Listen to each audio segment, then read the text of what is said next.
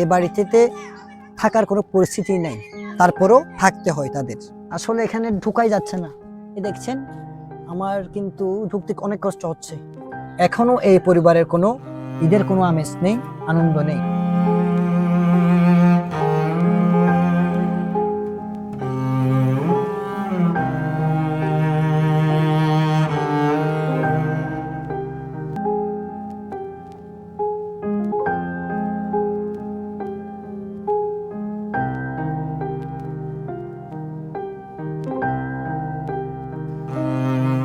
এই বাড়িতে থাকার কোনো পরিস্থিতি নেই, তারপরও থাকতে হয় তাদের।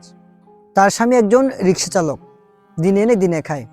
দৈনিক 500 থেকে 600 টাকা মতো তার ইনকাম। এই ইনকাম দিয়ে তারা কিভাবে ঈদ উদযাপন করবে সেটি তাদের মাথায় আসছে না। এখন আমরা তার বাড়িটি ভিতরে ঢুকে দেখব কি অবস্থা বাড়িটির। আসলে এখানে ঢুকাই যাচ্ছে না। এই দেখছেন, আমার কিন্তু ঢুকতে অনেক কষ্ট হচ্ছে। ঝুপড়ি একটি ঘর।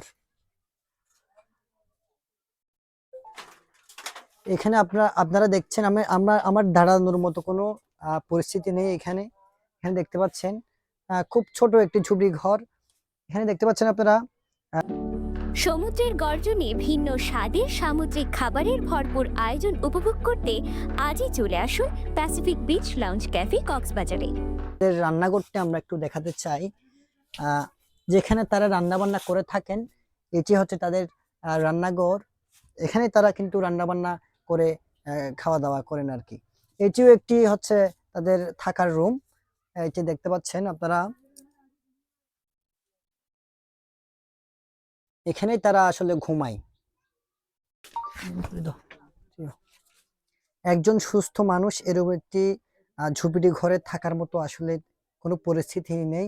এখানে আমারও দম বন্ধ হয়ে আসছে, এরকম একটি বিষয়।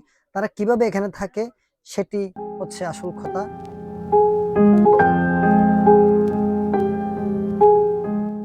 ঈদের প্রস্তুতি না থাকা পরিবারের মধ্যে এটিও একটি। আমার পাশে যাকে দেখতে পাচ্ছেন, তিনি গত 3 বছর আগে একটি দুর্ঘটনায় অর্ধেক শরীর অবশ হয়ে পড়ে। সেই থেকে এই পরিবারের উপার্জন সক্ষমতা হারিয়ে যায়। ঈদের মাত্র একদিন বাকি থাকলেও এখনো এই পরিবারের কোনো ঈদের কোনো আমেজ নেই, আনন্দ নেই, প্রস্তুতি নেই। আর ভিতর বাজে কি আনন্দ তাহিব, রোজা এসে রোজা পালন করি। আর টাকা পয়সা নাই, আনন্দ থাকিলেও নাই। টাকা পয়সা থাকিলে আনন্দ করতাম, পুয়াশা আরে কিনে দিতাম। বলে এখন তো আর টাকা পয়সা নাই, আনন্দ কি করে করবো।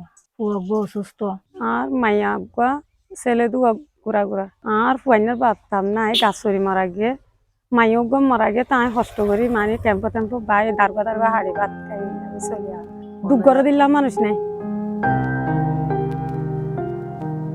এখন আমরা আরেকটি পরিবারের কাছে এসেছি, তার মধ্যেও কোনো ঈদের আমেজ নেই থাকার মতো একটি খাটও। আপনারা দেখতে পাচ্ছেন আমার পাশে থাকা যে ঘরটি, ঝুপড়ি ঘর। এখানে তিনি একটি বোবা মেয়ে নিয়ে বসবাস করে আসছেন। ঈদের মাত্র একদিন বাকি থাকলেও তার মধ্যে ঈদের কোনো আনন্দ নেই, প্রস্তুতি নেই।